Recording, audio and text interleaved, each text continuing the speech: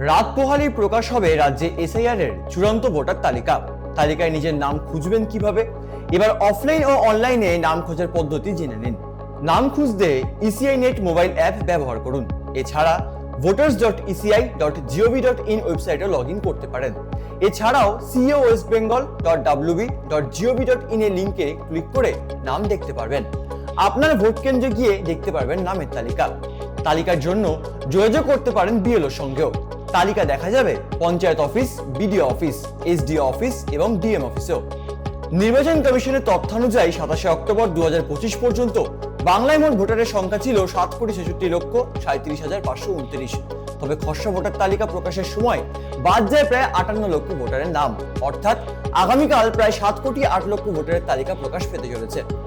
তবে সেই বিপুল সংখ্যক ভোটারের তালিকায় একদিকে যেমন থাকবে যোগ্য ভোটারদের নাম, অন্যদিকে শুনানির পর যাদেরকে অযোগ্য আখ্যা দিয়েছে কমিশন, তালিকায় তাদের নামের পাশে ডিলিটেড বলে সেই তকমারও উল্লেখ থাকবে।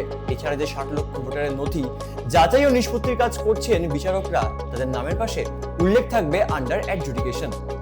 সব মিলিয়ে শেষ পর্যন্ত চূড়ান্ত ভোটার তালিকায় কত নাম থাকে এবং কত নাম বাদ যায় সেদিকে নজর রয়েছে বাংলার প্রত্যেকটি মানুষের।